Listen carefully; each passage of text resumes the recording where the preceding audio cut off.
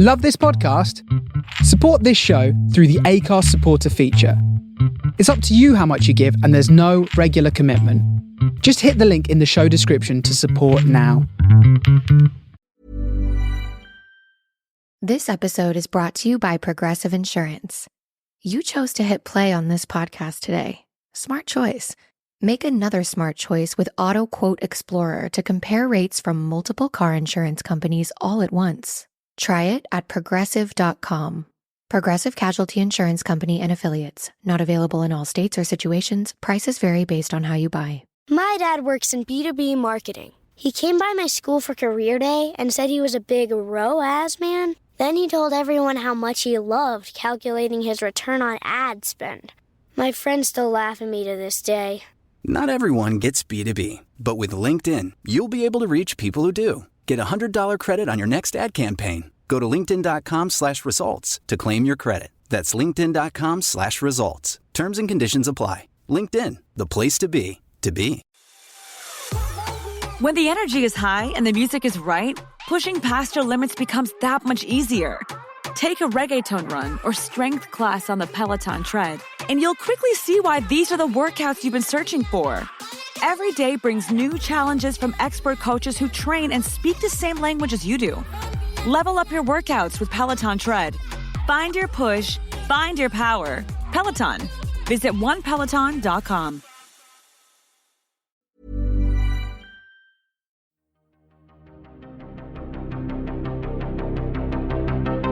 This is Writers on Film, the only podcast dedicated to books on cinema.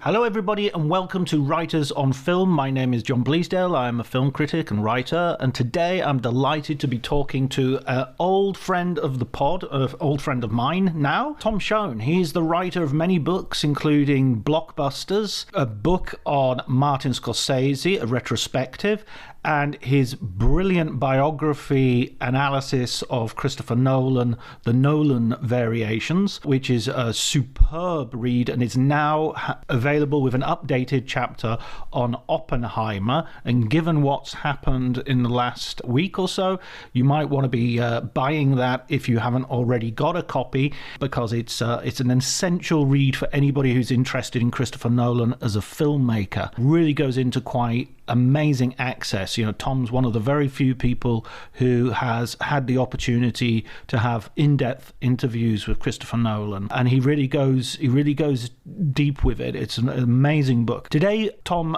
has very kindly agreed to come on board and just talk about the Oscars and also talk about Dune Part 2. I'll always like to get Tom's perspective because of his book Blockbusters, because of his interest in these huge phenomenal films. So that's going to be the topic of our conversation. If you like the episode, please remember to subscribe, leave a review if you can. That always helps. Tell your friends, spread it on social media. Our audience is growing, but it isn't too big, put it that way. But before you do any of that, please enjoy the conversation.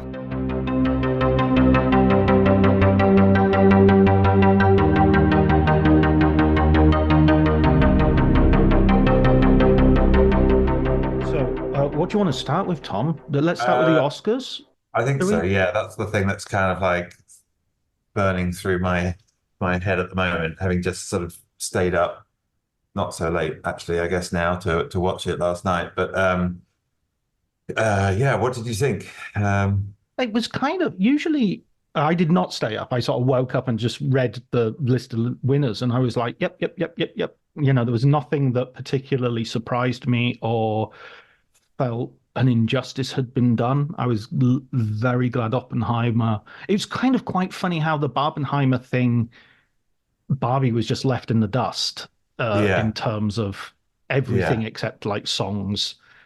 I think I've seen a lot of reaction to Lily Gladstone not winning, and I just think it does a disservice to the whole idea of Lily Gladstone's performance, and also if you're going to be like that, then don't accept the awards ceremonies or the idea of giving an award to anything. Because there was, I mean, The Guardian said Emma Stone's win was a surprise win. I mean, it was neck and neck, wasn't it, until she won? So, Yeah.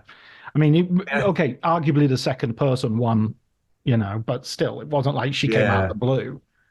I mean, it was interesting. I think too, yeah, I mean, there was this sense, and I now realize that it was a little bit over exaggerated, that there was something of a backlash going on against Poor Things. Mm, You kind of read like accounts of some Academy voters saying they absolutely hated it, and there had just sort of developed over the race a sort of sense that it was more popular in the UK certainly and Europe generally, um, with that kind of slightly punk sensibility of it, and that in the US they weren't quite as sort of fond of it.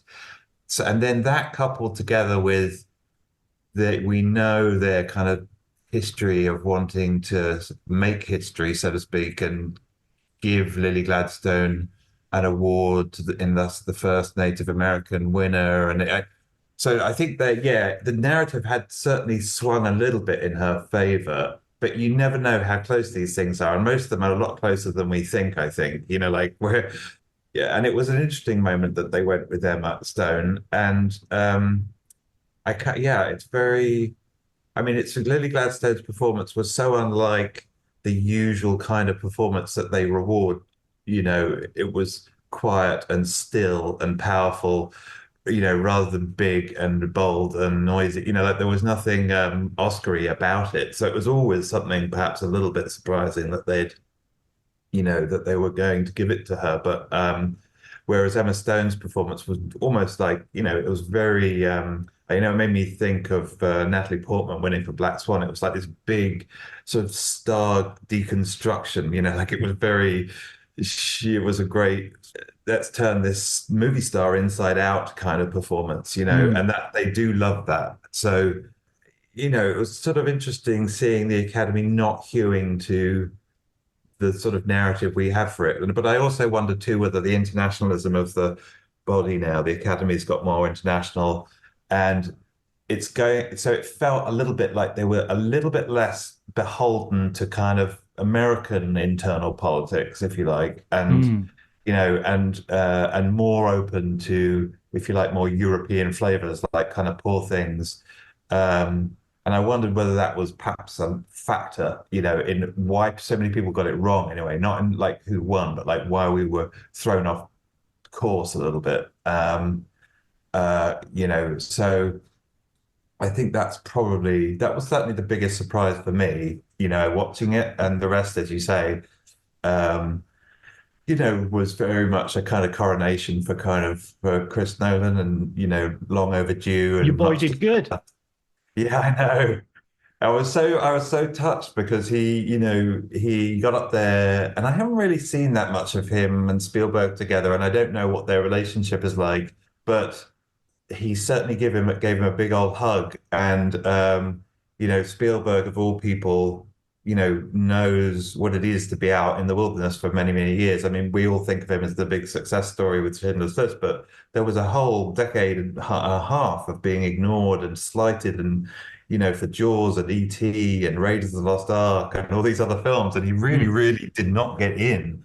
And for much the same reason that Nolan hasn't as well, which is, basically they saw him as being this very kind of commercial filmmaker of blockbusters, and there was the sort of the smell of commerce over those films somehow, and that put them off. Even though mm, you look at them now and you're like, why on earth did E.T. not win? So Spielberg giving him director felt very significant to me, and Nolan did seem very moved, almost tearful, I think.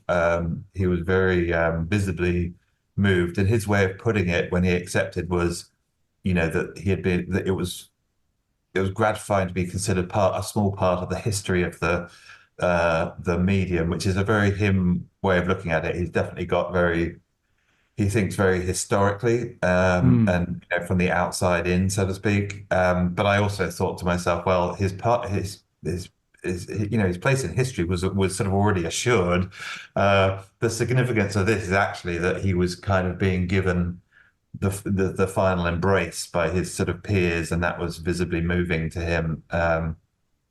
Uh, but yeah, it was from that point of view very satisfying. But you're right. I mean, Barbie was very much, the reason I didn't think like, I felt like Greta Gerwig should have certainly won got a nomination for directing it. It's ridiculous that she's been slighted twice for Little Women and for this. So there's definitely something going on there that's a little fishy. I didn't expect it beyond that to kind of win huge, but it was slightly embarrassing that they were obviously using it so much to get their viewers back, and it was Barbie was front and center as part of the arsenal of weapons they were now trying to use to kind of save the Oscars, but they weren't going to actually give it that many, like it was there was a double standard at work a little bit. Like, yeah, this is what you want to see. This is the entertaining musical numbers that you really want to see.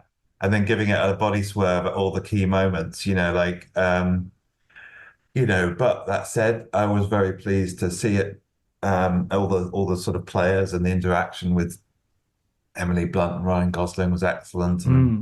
But I mean, even their big moment, Barbie's big moment, seemed to be like centered around Ryan Gosling as well. That which I think is the irony of that film is that it's this feminist comedy, if you like. Yeah. And yet its most successful elements is talking about sort of the male, the sort of the men. Yeah. I mean, that irony kind of cuts right to the middle of the film, doesn't it? Because I think watching it, you thought to yourself, he's somehow that this is the more entertaining turn, and these dance numbers are the more, the best bit of the film. So yeah, that is an irony, and it kind of, I don't know kind of what we do with that, but yeah, it was very, him and Mark Ruffalo together, they were kind of carving out a place for the men, these kind of narcissistic comic turns in these, feminist movies. And they're kind of, I think of those performances as strangely twinned in a kind of way. They were both Kens, both Kens in Barbie Land. I'd not thought of that pairing. That's very true. But I'm fond of them for that reason. They were being good allies and good sports and very funny. I think like they both of them had the advantage of sort of, if you like, coming from behind and sort of, you weren't expecting them to be the main show, and it was, I thought, in both cases, like really riotous to see them send up these guys with some affection. Talking about humor, I just didn't want to get too far away from Spielberg there, because I thought actually watching a lot of the clips back from he kept being called upon as sort of like almost a comedy audience member, and I thought he was excellent. He has this sort of like avuncular charm as he twinkles, definitely. Kate McKinnon referencing him and everything. It was great. The nude photos that she'd sent him, and that was probably the best of his bits, because he underplayed it. I mean, it was just a brilliant reaction shot of just him looking slightly kind of, like beleaguered in the camera. He knew exactly what to do. There was something very. There was something very kind of soft, twinkly and avuncular about him, wasn't there? But yeah, it's nice to see him there, even if, I don't think Maestro was ever going to, to get much. But, along with Killers of the Flower Moon, both came away kind of without winning anything. So, they hewed their nominations. The films with the most nominations tended to get the love. I mean, Zone of Interest, I think, as a United Kingdom, I mean, it shows a little bit how, as you were saying, about how international these films are and how the nation of origin is no longer quite especially in Europe, where every film festival I go to, I cover co-productions. Every single industry meeting is about how do we get money from different places to make films which can compete. So, Switzerland doesn't want to make Swiss films. It wants to make co-productions. Everywhere wants to make co-productions. So, I thought Zone of Interest as well was, for me, one of the most moving moments of the whole ceremony was Jonathan Glazer's speech, which I've seen has been weaponized by the far right into saying what he did not say, which was he refutes the weaponization of his Jewishness and the Holocaust to justify the occupation, not that he refutes his Jewishness and the Holocaust, which, Right. is what it's being read as in bad faith by some people. Yeah, it was a slightly, it was a great moment, and I understood the sentiment. I remember getting slightly thrown by the phrasing, actually. There was a slightly knotty sentence that in there, but I did love the Zone of Interest's win. I mean, it was the second most exciting win, and really good night for British film directors with him and Nolan winning after the last person I think to win was Tom Hooper for the King's Speech in whenever it was 2010, and and then two come along, and the Zone of Interest was, I think, a sort of magnificent film, like many people said, and the kind of growing internationalism, and also the other sort of story of the night for me was the number of first-time winners. People who had just been nominated for their first time. I mean, I didn't count it, but there just seemed an awful lot. Every other one was, there were not a lot of.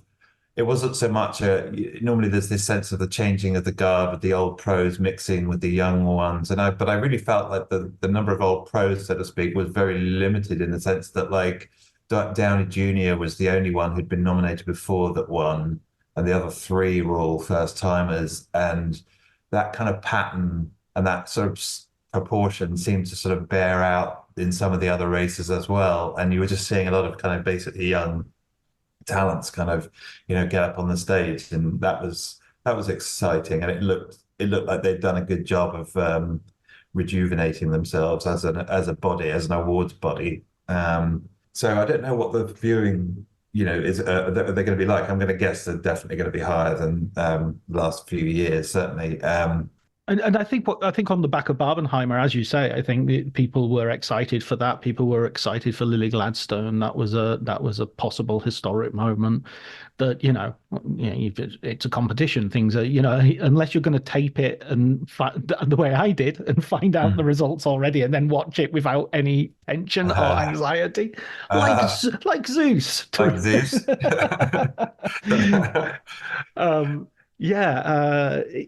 I'm not somebody who goes hugely for the Oscars, but it is an important moment in the year. It is an important moment in the calendar, and a lot of discussions come up as this. So I think it's valuable in that sense. I mean, it gets a lot of movies made in the sense that like a lot of those winners will now go off and get their dream projects sort of financed, and that doesn't always. Sometimes it's not the best.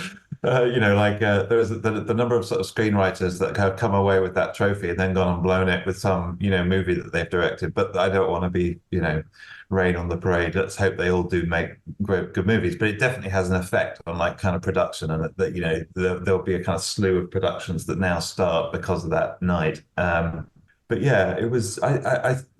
You realized one of the realized things that I love about it, and I really like that they brought back the sort of chorus of your peers effect. They give each of the nominees a little bit of a toast before awarding the final acting honor, and that to me is like the honey of the whole thing. Like that's really what you're after, because we look at these actors, these movie stars on screen, and they're very, we see them at their most polished, even when they're being raw. And I find there's something absolutely fascinating in seeing them reacting live in real time to, actual praise, in this case, that hits home.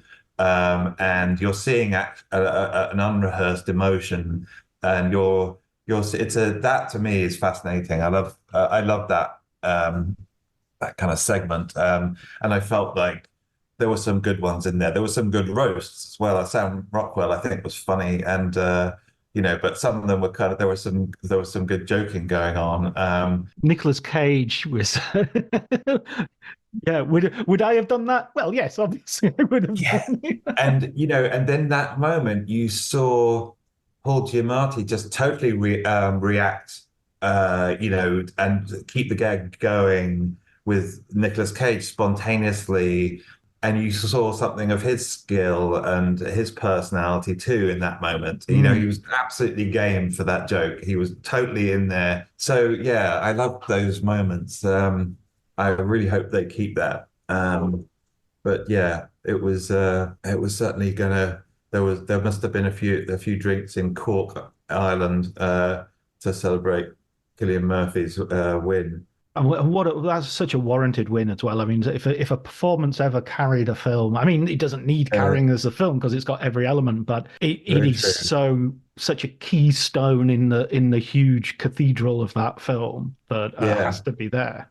It's very, I can't think of an example where a performance has been so in lockstep with the direction of a film Mm, as his performance is with Nolan's direction in that film, in that there is a lot of editing, there's a lot of montage editing where Oppenheimer's kind of haunted face is cut in with various subatomic reactions going on. And the performance, so to speak, is being kind of generated by a mixture of the two, and it's the old sort of Hitchcock thing of just cutting between James Stewart and what he's looking at. And then, we infer, oh, well, in this shot, James Stewart's being a creepy old man. In this shot, he's being dreamy, or, the Kuleshov effect, right? And it's kind mm, of like there's lots of that going on in Oppenheimer. And Nolan, I think, really needed an actor who was going to collaborate with him and be in working kind of lockstep with him. And, and I think that Murphy did that absolutely brilliantly. And when I think of the kind of performance of that film, when I think about the sort of presence of sort of Oppenheimer and how it's kind of conjured, I do think of it as the work of Murphy, Nolan, his editor, like they're all in concert, which is kind of just great movie acting. And it takes a very kind of subtle and, in a funny kind of way, only a character actor, if I can call him that, like could have done it. Like a star may not have had the suppleness to kind of work that closely with a director who's saying, because I would imagine that some of those scenes took a lot of, when he's in bed at night and he's seeing these visions. I mean, I know in fact, some of them they actually did, they conjured them for him on set. So he was mm, looking at something. mm. Uh, but it's a little bit of variant of the green screen phenomena where you're very dependent on your director to essentially tell you what you're acting with, like kind of what are you doing in the scene. So yeah, like a really, and he seems such a sort of modest fellow, doesn't he? Yeah, Uh, uh, you know, absolutely. genuinely kind of overwhelmed and pleased and just gobsmacked by the win, it's always nice to see. It's sort of so yeah, that And was he's a sort of been, I mean, he's sort of been someone who's been in the trenches for a long time, doing a lot of work, a lot of great work. And you just feel he's also mature enough to have that success now and it not to sort of knock him off course at all. I feel that he'll use that success in a very clever way. Just by watching his behavior during this whole crazy Oscar season, he's kind of kept everything kind of a little bit at arm's length, a little bit, true. under the radar. Even, I saw a photograph of him on Twitter, sort of getting photographs taken with the Aer Lingus hostess that took him across to New York, and it just seems like that's the sort of thing he'll allow, but he Yeah, doesn't want much more than that. no, you don't see it kind of going straight into his blood. Sometimes the win kind of goes straight into the bloodstream, and and you can see the sometimes you could see the actor kind of rising to sort of drink it in, and it's kind of Mm, like he wasn't doing any of that. It just seemed some of this just seemed crazy to him, and so you didn't sense that kind of huge ego at work. Whereas I say, then you look at Robert Downey Jr. and you're like, he had sort of pre-milked that moment 1,000 times in his head. Like that's his kind of cocky, like sort of charisma, isn't it? Like he's a kind of classic. I mean, he's very talented. I'm not trying to take anything away from him at all, but like he's a classic narcissist in that sense. Like he absolutely, has lived this moment many times, yeah, and yeah. and then sort of, but yeah, but nonetheless, even he kind of managed, I think, to get to this sort of sincere place when accepting. Actually, it's when he's talking about his wife. I never get like I always love all the thanks. I sort of think too, like he is kind of revealing, and in his case, you really kind of got to like the sort of heart of it with that image of him as this rescue pet that had been taken in. It's funny, but there's also something there where you're like, like, oh, I see that. I can see this, why this relationship is so significant, and like it's very. So yeah, so even cocky Robert Downey Jr. kind of got to a sort of sincere place in his sort of speech.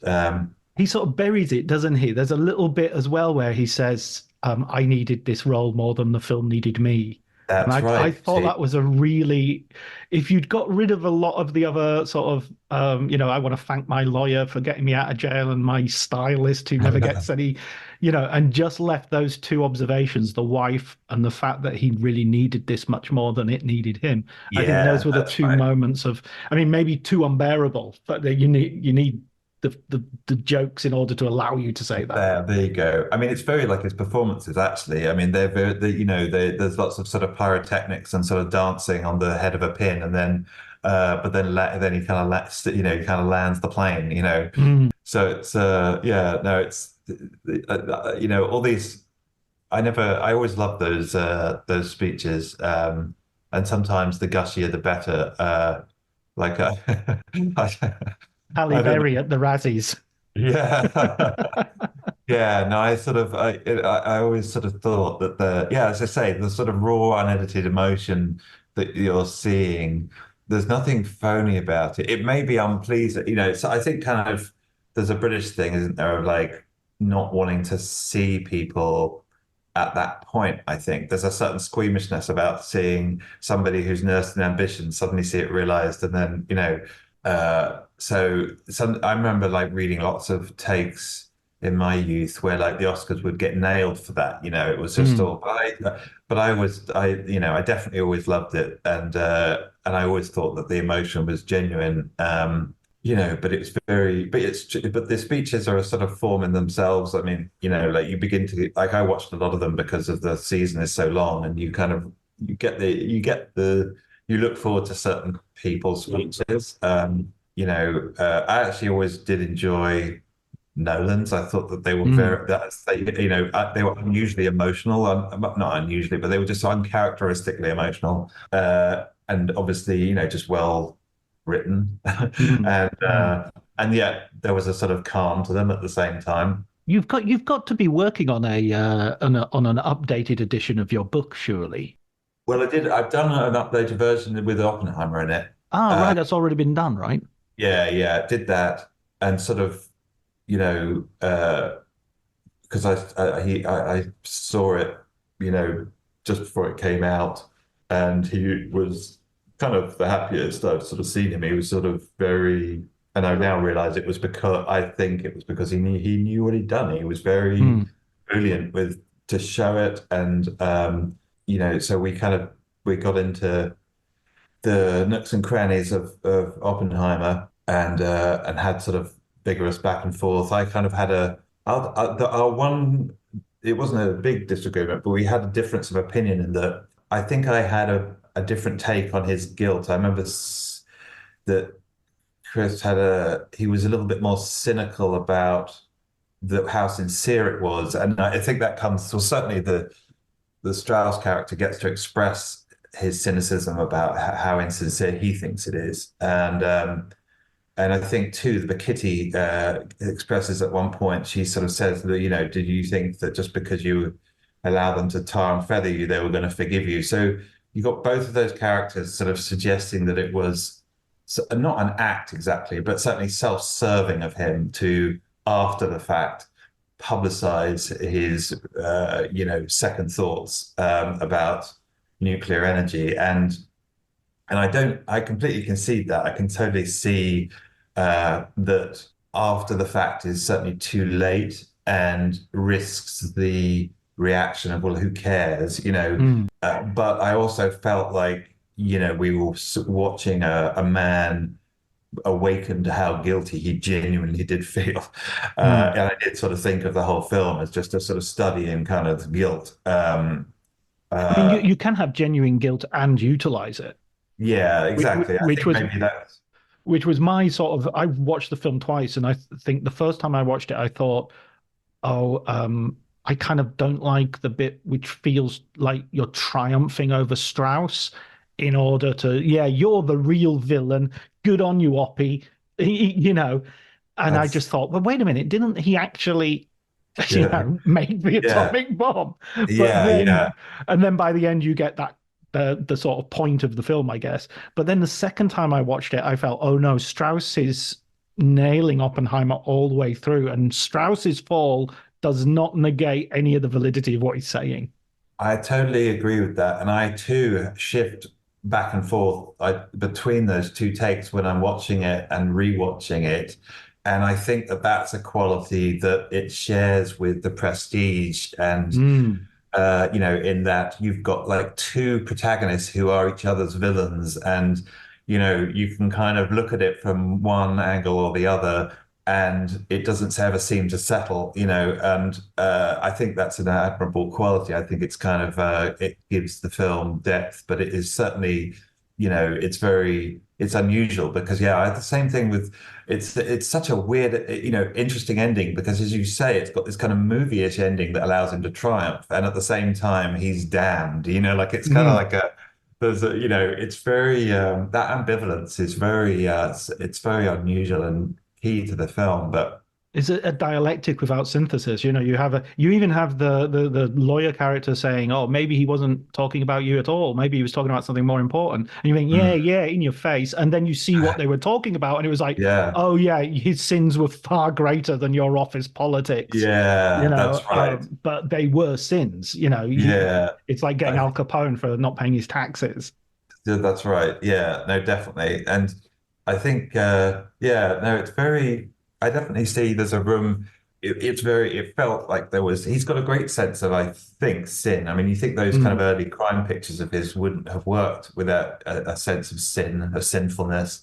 The best crime films do. And, and I think kind of Nolan's films do too. But this one in particular, There's a kind of Catholicism to it almost as well. I mean, yeah. it's sin from a yeah, yeah. Yeah, I mean, his background is Catholic. He's not religious, but his dad was Catholic and sent him to a kind of Catholic school. So there's certainly the kind of the backdrop, the same kind of backdrop, that you find in Hitchcock. So it's very, in that sense, it's there. It's in the air. It's in the molecules, even if he isn't himself religiously observant. But yeah.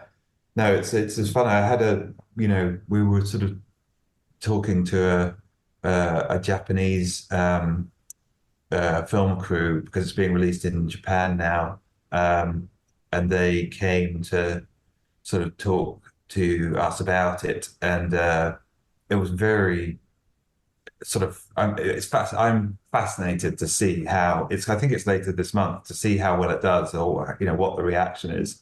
Um, I found it impossible to say or to kind of speculate as to what it might be. I kind of gather that there's a slight generational difference that the older generation are more suspicious of it, a little bit more careful around the subject on film, not sure that they want to see it. And the younger generation seem more open to it, and they've often, the young man who is doing the interview was sort of a Nolan fan. I mean, he'd seen Mm. Interstellar, like there was and you're like, oh, okay, yeah, of course, there'll be sort of Nolan, there'll be sort of Japanese Nolan fans who are just sort of like keen to see it as a Nolan film. Yeah, it was interesting. And an interesting moment at the Oscars too when Godzilla won. And, and then I think there were some backstage photographs of sort of their special effects guy and Nolan sort of with their Oscars together, and it Uh, made a kind of that had a certain sort of poetic justice to it with this radioactive lizard and Oppenheimer kind of making peace after the ceremony, not to trivialize the whole thing, but Do you think with this win, Nolan will be able to finally make the films he wants to make?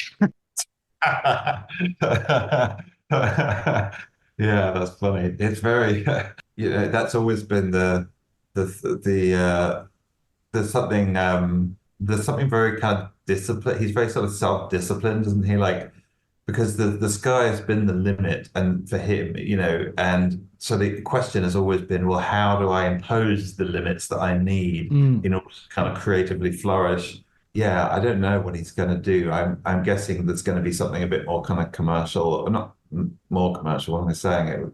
Oppenheimer's a, but what I mean is a swing more towards the Inception end of things, and the James Bond. He was interested in Bond. I don't think he's going to do it,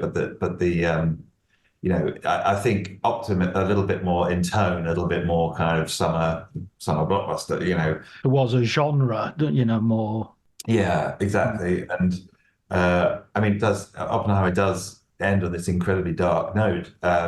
Very unusually for like a summer film, certainly, and also unusually really for an Oscar film. But it's sort of, but yeah, I can easily see as much as he does swing that other direction, I think there'll be a swing. So now we can talk about next year's Oscars and Dune Part Two. This is one of the rare sequels, I think, which improves the first film. It's not just better than the first film necessarily for me, but it also makes the first film a better film. Well, what was your take on it? I totally agree with that. Yeah, like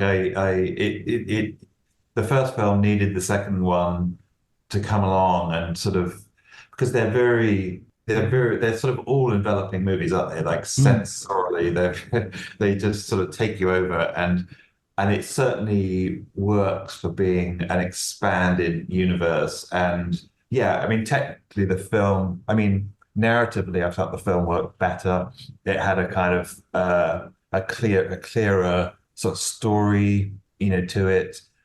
I felt there was a lot of kind of preamble in the first one, which was still very impressive, but you did get the sense that he was holding sort of certain things back, some of the better stuff. And in the second one, we definitely got it. Yeah, I was super impressed with it. While at the same time having a few reservations about Timothée Chalamet, I did. It's interesting. I enjoy. So he certainly. There's nothing wrong with his performance. But I found myself enjoying the other performances more, and I kind of Zendaya's sort of her skepticism about that character about Paul is to me like where I go emotionally, and her ambivalence about this rather flash Harry Prince figure is I kind of feel a very real ambivalence that it's certainly mine and maybe other members of the audience too about him as a character, as an actor.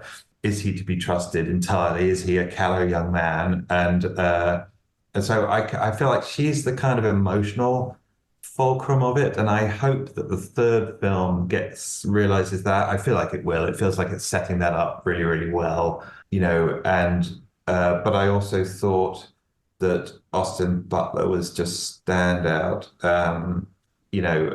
Just as a piece of kind of movie acting, I mean that character wholly takes you over, and I loved him, and I loved the character, and I just wanted more of him to tell the truth, and I think he has that thing, that danger I mean, I remember Darth Vader, when I first watched those as a kid, scared the bejesus out of me because he literally could do anything. When he was on the screen, someone was going to die. And you just get the feeling with Austin Butler as well that anything could happen when he was around.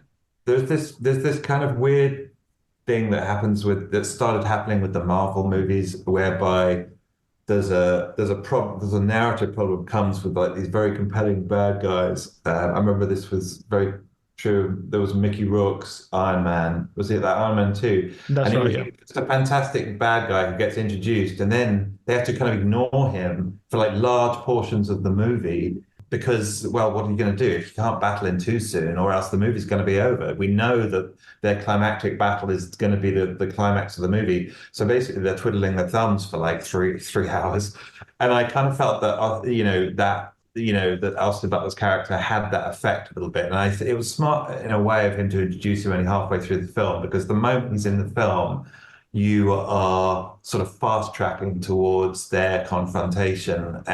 But yeah, that's the problem. I mean, Darth Vader, they introduce him, but then Darth Vader, there are a series of chases. Star Wars is a series of chases, isn't it? And he's also building the Death Star. So there's all this sort of stuff that he's doing before he gets to confront, Obi-Wan Kenobi, or in the second film, Luke. And whereas with some of the more recent villains, I mean, their main job is going to be to fight the hero. So yeah, how do you put that off for 3 hours? It's difficult. Like James Bond always has that thing of having, at least two henchmen that you can be, can also often, in the case of Jaws, be more memorable than the actual villain, Yeah.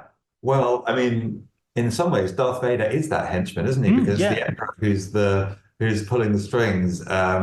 And you kind of, it's interesting, like he's a lord, he's, you could easily imagine, I wonder whether he dreamt him up, whether there might have been a case of just like, well, the Emperor's the main guy, I'm just going to invent this lord, he's going to be a low-lying figure, we'll just put him in and see what happens. He might well have just taken the thing over. But yeah, no, definitely the henchman is the way to go. But yeah, Austin Butler was great. I loved it. Like you really felt the intimacy of those knife fights. Like people always say that. That fighting with a knife, killing somebody, all this sort of stuff is very intimate, and it's sort of like in a way that kind of guns are not, and even swords, are not.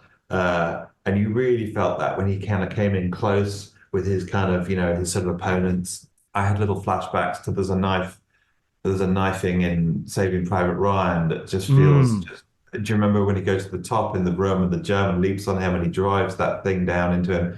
And it's just extremely close, these two figures. I really felt that with him too in Dune too. It's the Jewish soldier as well, whose name I forget, and he's sort of begging with him as well. He's sort of going, don't do it, don't do it, don't do it. And the German's going, it's okay, it's okay. It's it's not. He's speaking German, but he's sort of saying, it's not going to hurt. Don't worry, don't worry. Go to sleep. Exactly. Yeah. It's really that's so good. And I think it's also Chalamet's best bit, because he becomes. When he gets himself stabbed, I think that's one of the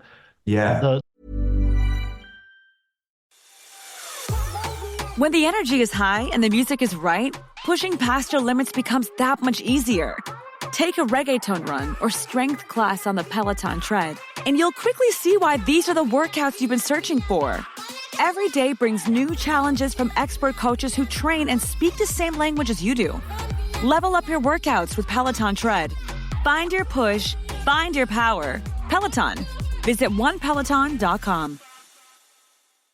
My dad works in B2B marketing. He came by my school for career day and said he was a big ROAS man. Then he told everyone how much he loved calculating his return on ad spend. My friends still laugh at me to this day. Not everyone gets B2B, but with LinkedIn, you'll be able to reach people who do. Get a $100 credit on your next ad campaign. Go to linkedin.com/results to claim your credit. That's linkedin.com/results. Terms and conditions apply. LinkedIn, the place to be, to be. The nicest ways of doing that. It's often, it's like a formulaic problem. The hero's going to win. There's only going to be one winner. So how are we going to get to that win? And you actually do introduce like, oh, maybe he isn't going to win. You're right. Yeah, definitely. I mean, it's interesting. Like his physique is he's a thin Edward Scissorhands like young man, isn't he? Like he's quite tall. I've met him I've interviewed him, and he's a tall chap. More than you'd expect. Yeah, he's got a kind of poet's physique, basically, hasn't he? He's Byronic, and there's I think that's where the slight doubt for me comes in, because I sort of think, does he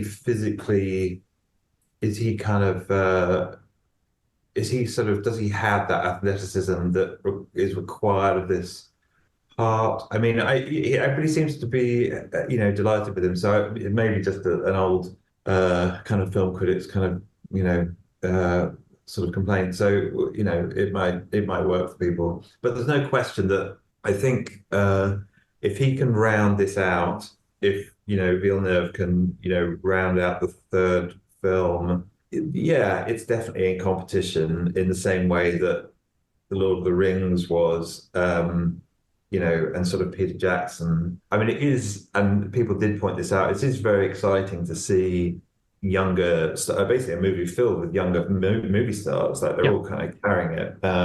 Definitely a mixture of the old and the new guard, but it's just superbly cast, right across the board. It's just a wealth of really good and really kind of precisely cast as well. Like I'm pleased that they're bringing casting in as an Oscar because I think he's going to do well in that kind of category as he would too in direction. I sort of see that they're definitely directors' movies, and I can sort of I'm definitely intrigued by him as a as a one of those blockbuster auteurs. He's got a sensibility. It's great. They're fantastic designs. I don't know where it comes from in his background at all, but he's Canadian, isn't he? But it's like it's very kind of ergonomic. It's very smooth. It's very textured. There are no knobs and dials in his spaceships. They're all like Apple watches. Like they're very. I sometimes think of it's like those movies are like a cross between Lenny Riefenstahl and the Apple Store. Like they're very. It's just that you don't know whether you're being asked to admire the new galactic kind of order or buy a new watch or something. I think they really went into that medieval sense of that you get from the books as well of the barons and and it's the first time I've ever seen like spaceships with carpets. There's a bit in the very first one where like a ramp comes down and it's carpeted. It's just like okay, and they seal letters with wax, and I love the Florence Pugh sort of giving her diary, and it's some sort of inscription device that is sort of chiseling it into metal. Yeah, it's all yeah. very tactile. And Tactile. I really got a feeling that there was a reason behind all this rather than, why don't they just Yeah. use lasers instead of using swords all the time? And it was like, no, Yeah. there's a real reason behind all of this. Yeah, I yeah. trust the filmmaker. I trust the Yeah. story. That's interesting. I hadn't spotted the carpets. That's fantastic. That's such a good detail. Yeah, no, it's very yeah, it's and that I think half of it is just as sort of textural objects, as like kind of textural experiences. They're sensational. You just submit to the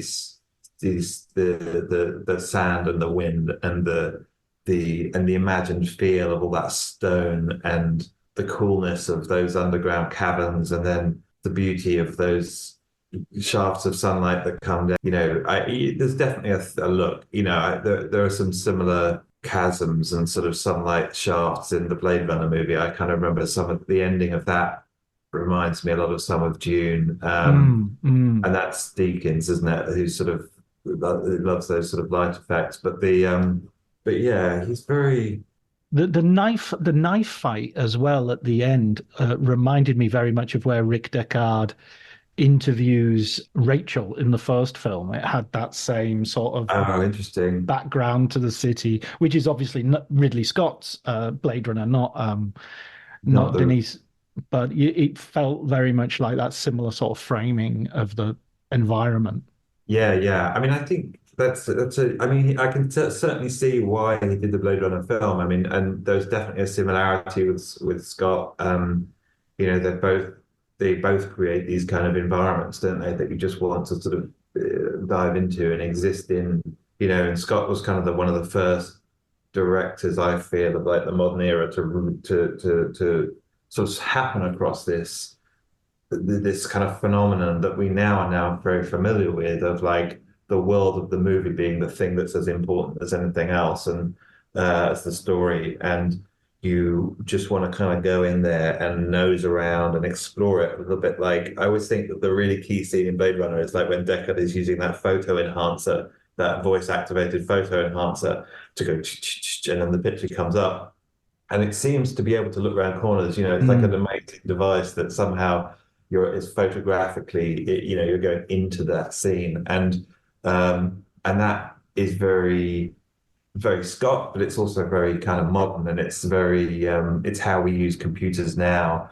It's how we explore movies now, and Villeneuve is definitely like the sort of modern inheritor, I think, of those kind of big movie environments where, I mean, there were points in it, I think, and it's largely to the music. There were sort of points of it which were very kind of purely cinematic in the sense that I wasn't sure.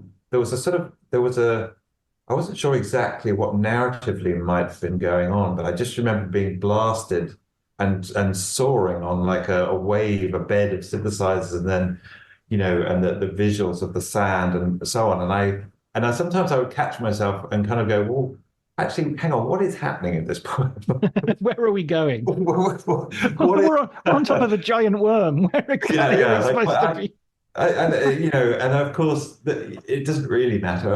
You should just kind of go with it. But I did, there's an interstitial kind of vagueness sometimes about like kind of what sort of narratively is sort of happening. But that's okay. But yeah, it's these great blasting kind of sequences, which are very, very cinematic. So yeah, very pleased. Did it do well? I can't remember. Is it like? Oh, it's doing phenomenally well. I think it's on track to be the Barbie of this year. I mean, it's very early days, but it's making hundreds and hundreds of millions per day. And so it won't be long before it's hitting the billion mark. I mean, we've got to the point where the billion mark is no longer this sort of far out thing. It's I would just absolutely I totally agree with what you said about Zendaya. I thought she is the MVP of the film, in the sense that that internet meme, look at someone the way such and such looks at so and so, and it's like it's entirely, you're looking at everything through her eyes, and I totally believe in the love affair because of her. And because of the way she looks at him and that kiss. And I was just thinking, I haven't seen a kiss in like a popular entertainment movie that I actually was like, yeah, go for it, guys. Yeah, And it's a really romantic thing. And romance is not necessarily something you would consider. That's interesting. I can remember like shouting at the screen in like The Last Jedi because there was a moment where I thought that Adam Driver, should have kissed her.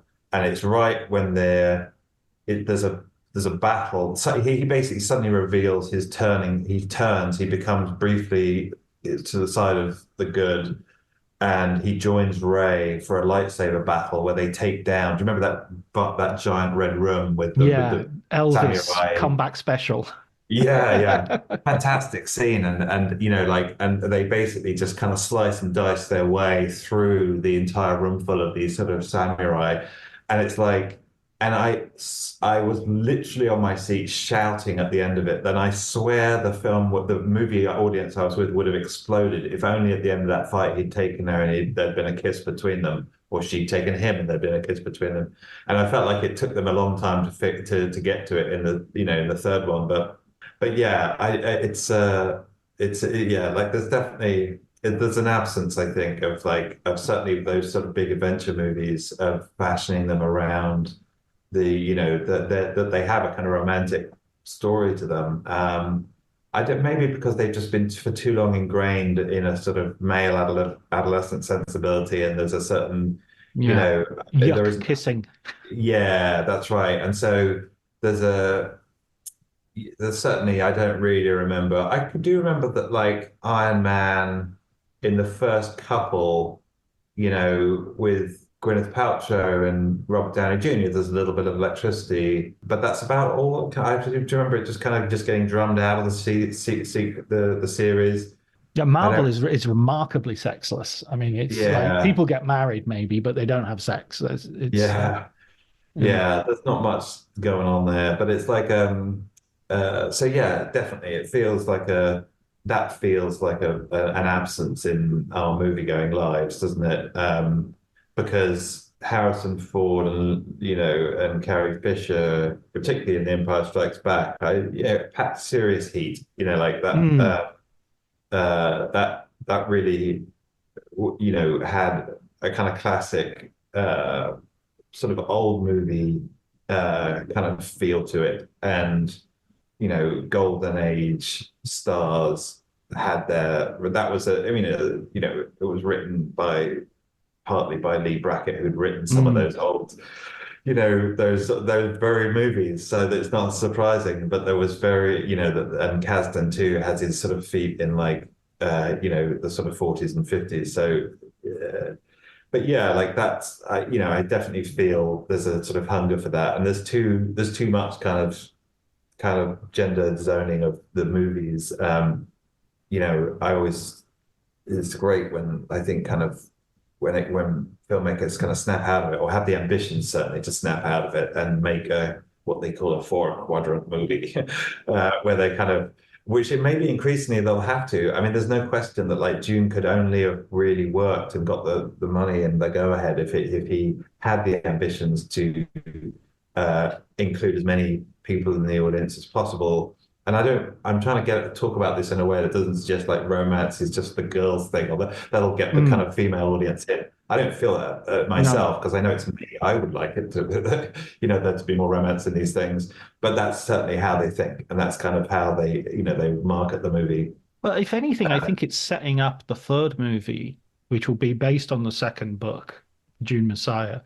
It's setting up, I think, for Zendaya's character to be the heroine, and for Timothy Chalamet's character, Paul Atreides, to be the villain, or to be the yeah. someone becoming the villain. I don't see. I mean, the end of the movie. We talked about Oppenheimer early having a dark ending. The end of this movie is like I've given in to the prophecy that I've known about all along. That if I do this, I will spread war across the galaxy. It'll be a holy war and it'll kill billions of people. But hey ho, off we go, And Mm, and you're seeing like you're within that final battle, even before the knife fight, you see the people you'd be cheering on, the Fremen, mm, becoming the villains, becoming the people mm, who are now going to go to other cities. And all the wars are wars of annihilation. All the wars are wars of genocide. There's no surrender. Kill all the guards, bring the prisoners to the, uh, you know. Um, mm, and in the current context in which we're watching these films, it struck me. I'm sure this wasn't intentional, obviously, because the film was made, edited, and prepared for release long before October the 7th, but it just had so much apparent relevance to today. mm. That's interesting. You've read the books, haven't you? Yes. Uh, do you know? I haven't. Do you know? Is the material that they're heading towards in the third film? Is it? Does it darken the Paul Atreides character?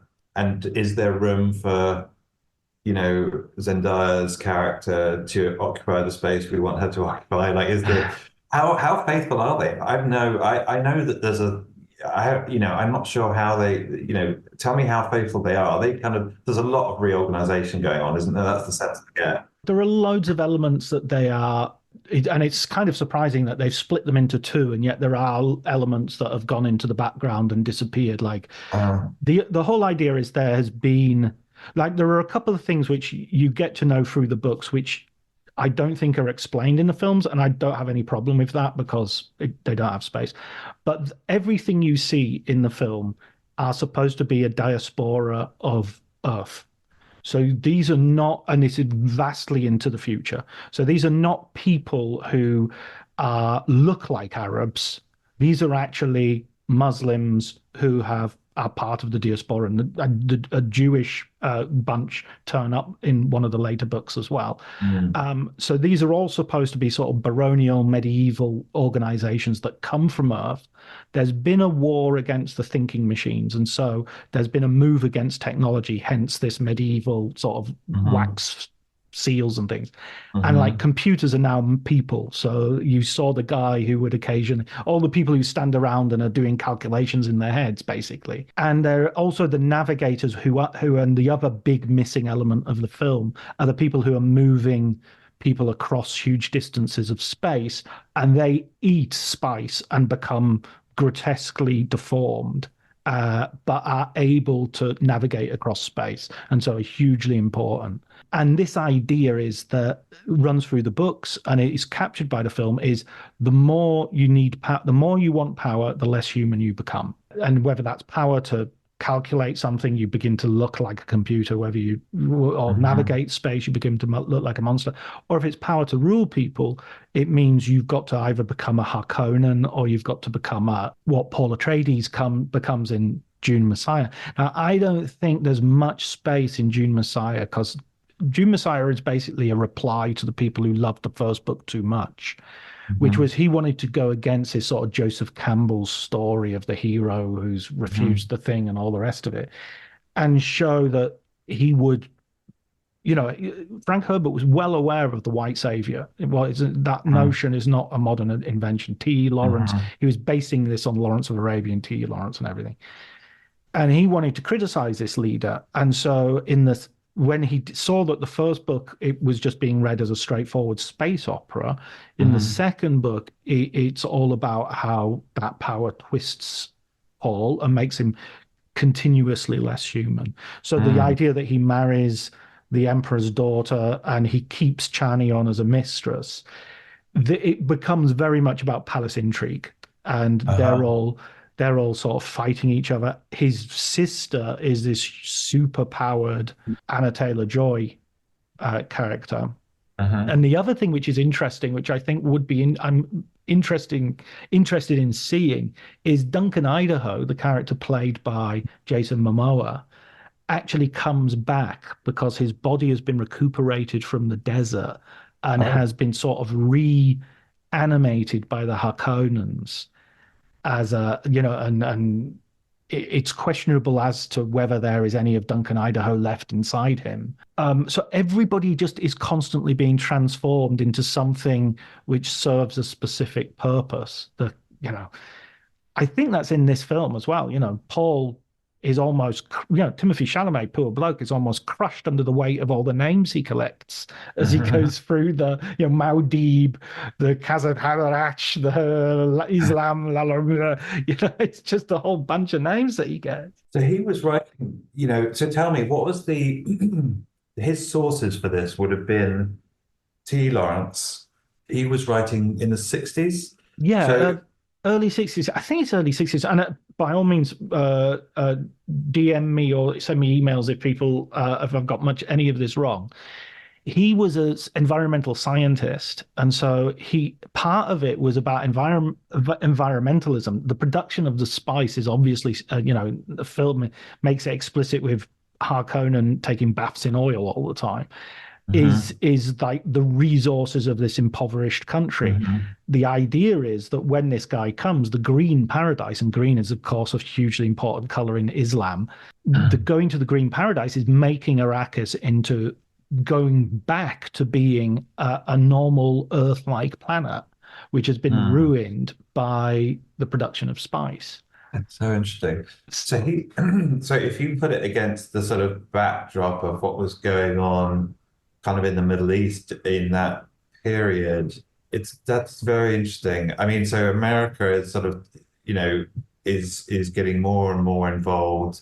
There's the history of the British entanglement and disaster in the Middle East kind of hanging over it. And out of that sort of comes Dune. That makes a lot of sense. And it also makes a lot of sense as to why now, like why, to your question, although obviously, what's going on in sort of Gaza and obviously couldn't have been known by the filmmakers, but generally speaking, there are kind of broad things pushing these films into sort of filmmakers into their interest in these projects and these films in the production.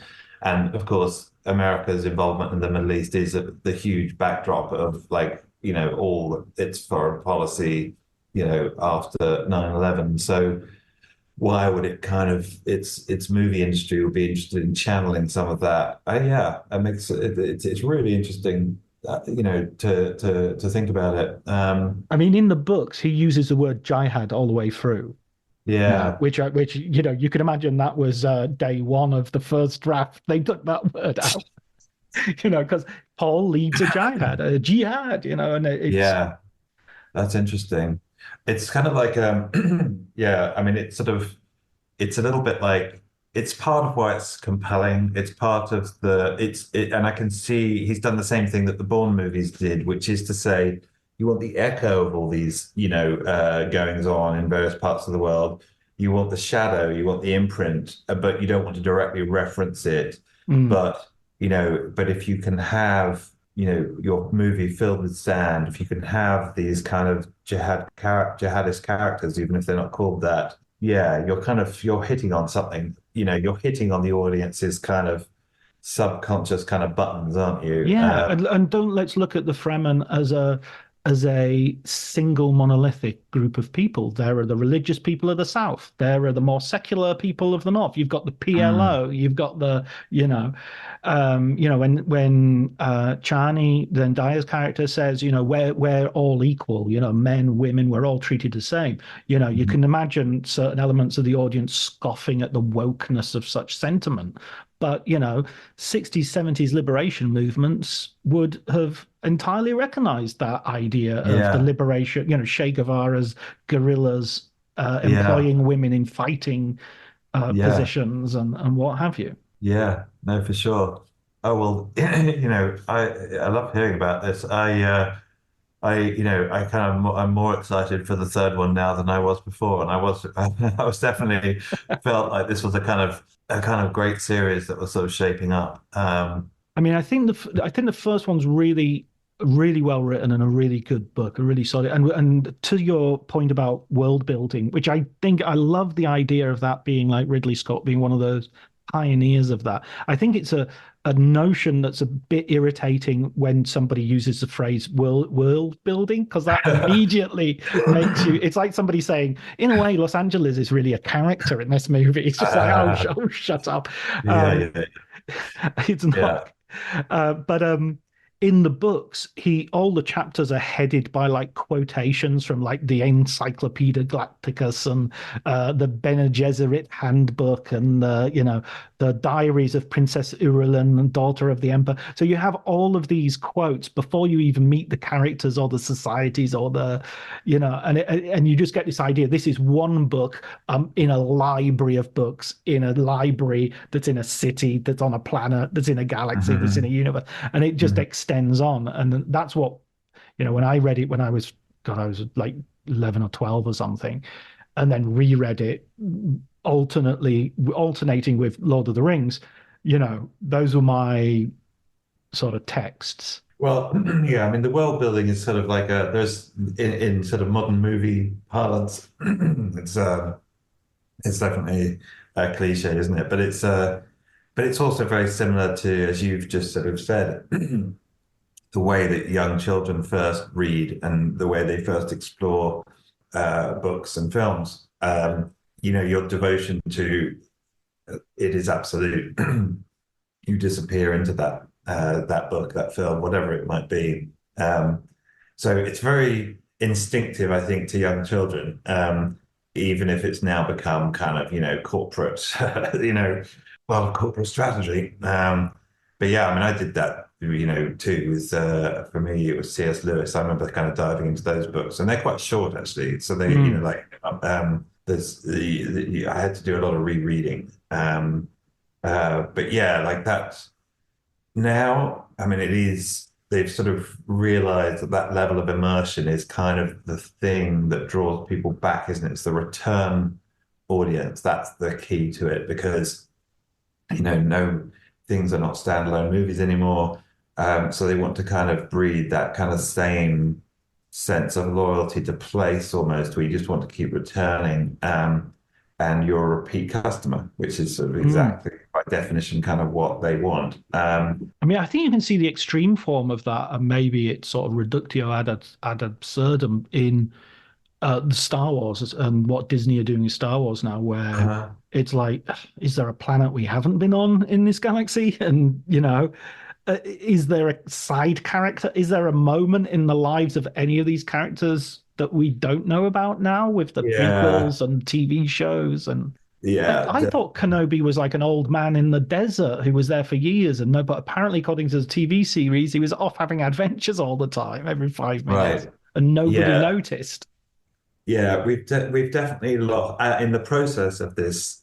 We've lost the idea of the evocative detail that sort of stays a detail that isn't a film in its own right. And I do remember that sort of was part of the pleasure of Star Wars was hearing reference to all these things, but that wasn't the point. The point was, if you heard about the spice mines of Kessel, it was vaguely thrilling. Particularly, I guess, if you're a Dune reader, because you're like, hey, Exactly, yeah. that's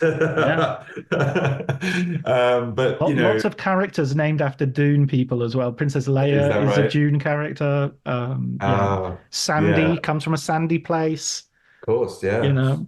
Um, so yeah, I mean, I always felt that too, particularly with like the Alien films, because I remember thinking that like it was so that this thing was just so lethal that you just sort of stumbled across it, and a single unimportant spore, of this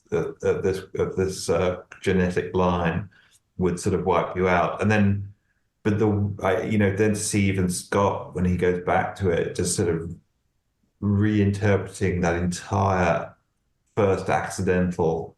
That's it. There's a lack of accidents. The winner. Mm, We've nobody sort of stumbles across and accidentally finds anything anymore. It's sort of predestined. The trouble with that universe way of thinking is that everything is now predestined, and you come at these things and you realize that, like, well, Luke was on Tatooine and everybody was watching him. And he was never stuck in the boondocks at all. It was just he was this sort of prize possession that people were sort of checking in on all the time. And there's something a little disappointing, because that to me was the point of connection into this adventure was, oh yeah, okay, so you're stuck in some backwater, but you could join the rebellion. So yeah, there's definitely something kind of goes. But yeah, there's also, I totally get it. Like, want to sort of dive in and sort of disappear into these worlds. It's sort of, it is childlike. It's very, and it's very. There's a certain, if it's done right, there's a certain kind of purity to it. And I do think, like, when Scott was doing it first, I don't think he was thinking, oh, I mean, I know he wasn't thinking, oh, this is going to be the franchises didn't there was no thought of an Alien movie sure. sequel. There was no thought of a Blade Runner sequel. It just so happens that he was sort of just of that temperament that just delighted in the textures and sounds of these worlds, and almost did it too well, and then these films just commanded us to kind of go back to them. So yeah, there's an element of kind of accident there, as he discovers that this is a skill that he has and that it's important to people. But we didn't know what we had, did we? We were like, we were just sort of fumbling around and Yeah, I feel like I'm going to sound like a bit of a grandpa now, but it's that idea of like you need spaces of being bored and years of just waiting and hanging around for an adventure to be valuable. If you yeah, don't have Luke growing up in that sort of farm with yeah, Auntie Beth and Uncle what's his face, then yeah. then the adventure isn't as miraculous and it No. isn't as wonderful. If you have an adventure every week, I mean, and that's kind of a little bit a mirror to our sort of oversaturated lives in which, I mean, I love it. I love having films at the touch of my fingertips and books and all the rest of it coming every day when I order them. But and music, I can listen to anything I want to listen without going to a shop and flipping through, hundreds and hundreds of records. But Hmm. having said that, I often find myself not knowing, with the anxiety of choice and not just not knowing what to do because I'm Mm. I'm not educated by boredom anymore. Yeah, that's true. Yeah, no, the boredom is sort of disappearing from the films themselves as an emotion, as something that the characters go through. Yeah, no, it's very true. There was something very you look at the first sort of act of Star Wars is very it's long. I mean, Mm. not much happens. It's there's lots of just poking around in the desert. It's very and so yeah, it's you definitely you really kind of get the feel of kind of Luke's boredom, but not so much. Yeah, I mean, do you get that? You don't really. There isn't that in Dune, is there? But it is interesting how like they're very how much they reflect one another Mm. with those sort of all that sand. It gets everywhere, says Hayden Christensen in Attack of the Clones. I think Yeah. as a sort of to wrap up, I think we don't often appreciate. I'm thinking about your book, Blockbusters. We don't tend to appreciate how lucky we are that we're living in a period which has in Denis Villeneuve and in Chris Nolan and in Greta Gerwig, really clever filmmakers who are making really entertaining films. I mean, I wouldn't put Oppenheimer necessarily in the entertainment category as a thing, but I mean, actually, I watched that film with a packed out audience that kind of applauded at the end. I mean, which doesn't happen often in Italian cinemas, does happen occasionally, but Hmm. and similarly with Barbie and similarly with Dune, packed audiences, both, and this is again very quite uncommon, both original language and dubbed versions. Hmm. Because I usually go and see them dubbed first and then the original language later in the week when they come out. I think we're in a real there's a kind of golden age coming back to the cinema. If what do you think about that? Yeah, I Just mean, I throwing think that one out. Just well, no, it's true. I mean, it may be, and to your point about like the scarcity factor of and boredom, the one of the most intriguing things I found out about Nolan, or that was, we talked about was the fact that he was so lacking in media when he was growing up, and he was at boarding school, and there he would listen to the soundtrack, Vangelis' soundtrack for Chariots of Fire on his Walkman. Yeah, and he would recharge the batteries, putting them on the radiator. You know how you did that just to get the batteries working again, and listen to the score after lights out in his dorm at Haileybury, the school that he was at. And something about that image of, and that was it in terms of audio-visual escapes. And that's so the opposite of, the way things are now, the way my daughter experiences sort of movies and TV shows and whatnot. And it seems absolutely crucial to why he's been so as successful as he has, that he I mean, I think there's this sense of it being extremely valuable, right? So, in other words, like when he has that escape and is suspended in these synthesizers, this sort of bed of synthesizers after dark, and that's his escape, it becomes crucial, absolutely crucial that work, right? That fantasy is successful and hard fought for, in that it just doesn't happen at the flick of a switch or the press of a button or every day even. And there's this almost Victoria, reminds me in some ways of like kind of the way that the Victorians used their imaginations or had to use their imaginations in these kind of situations where often maybe at schools, boarding schools, where they were miserable or their only escape essentially was kind of inside their own head after lights out. So the sense of the difficulty of it, the value of it, the it and the importance of it working, that the fantasy holds true. I mean, all of those things I definitely get from his movies. Yeah, there's, with his both absolute desire that the fantasy immerses you and convinces you that it is happening, with IMAX, with the sound, with the score, it absolutely must work and to transport you. At the same time, this sense of sort of embattlement and sort of the sort of slight danger too of like kind of losing yourself in that world. And are you deluding yourself? Are you going into a dream world? Are you kind of lying to yourself? You know, all of those things are kind of in his work, right? And that comes, I think, partly from just the difficulty of access to escapes. His escapes were so few and far between. So is it any surprise that he's become the filmmaker he has, where the escapes that he provides are singular, to many, many people. They have the same place in our lives that, Vangelis did for him, and Greta Gerwig too. I mean, I think I don't know so much about her, her personally, but I also know that that she's going that the work she's doing on those Narnia books is I couldn't be more interested in seeing how that turns out, and I can see that that's just a great match. So, yeah, I mean, we are sort of lucky, and maybe this is the sort of last of that, generation, of kids who've been bored. I mean, kids are bored, of course they are, no matter what. My kind of daughter's bored, no matter what you put in front of her. But like but bored, for lack of access to, to audiovisual escapes, that's not going to bother them.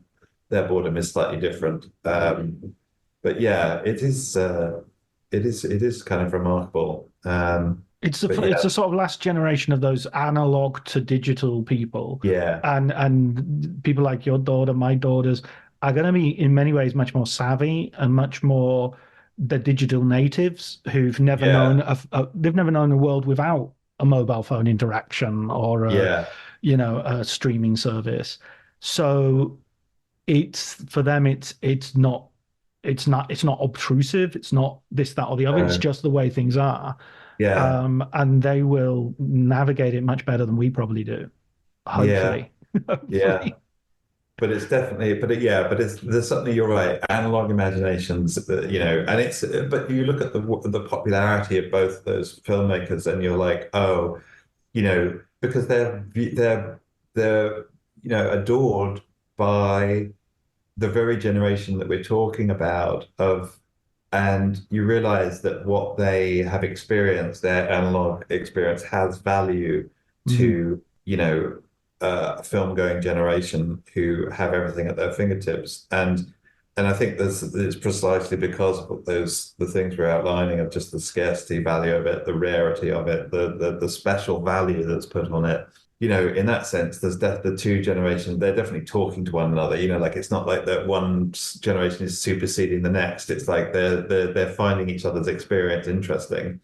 The fans are as interested in what goes on in Nolan's head and the way that like his, that sort of shapes his films, as we are by our daughters and trying to figuring out like what's going on inside their heads. Good luck with that. Yeah. If you succeed, let me know. Yeah, absolutely. Listen, Tom, you've been very generous with your time, and as always, absolutely, I could talk to you all day. It's so brilliant to pick your brains about the Oscars and about Dune Part 2, and we'll have to do this as soon as you like. Please. Whole Greengrass is the next book, so we're really looking forward to that. And your Malik book, I don't know if you've had people on your show telling people like how good it is, but folks, get ready, it's a really good one. So we've got to talk about that. You're going to have to take the back seat next time. Absolutely. No, I'd love to. I'm actually thinking of doing a series of podcasts about Malik films. There you go. To sort of coincide with the release of the book. So you're more than invited to that. Oh yeah, I'd love to. Yeah. Brilliant. All right, excellent. Take care, Tom. All right, thanks, John.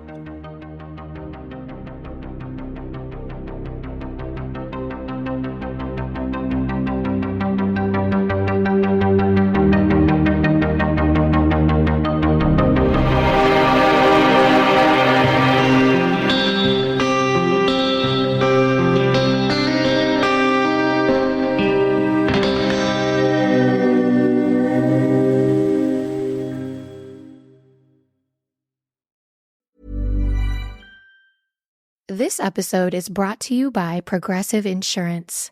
Do you ever find yourself playing the budgeting game?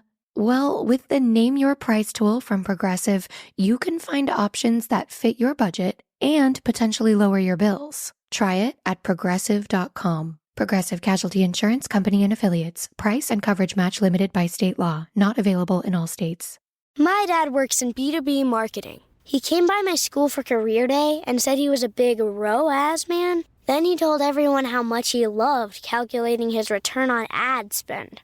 My friends still laugh at me to this day.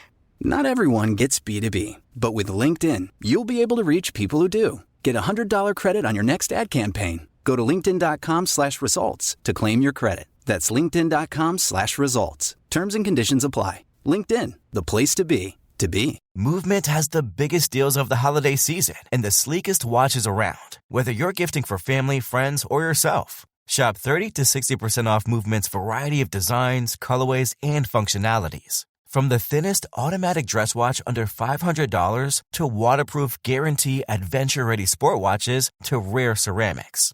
Be the good gifter this year. Shop 30 to 60% off now at movement.com and enjoy fast and free shipping. That's MVMT.com.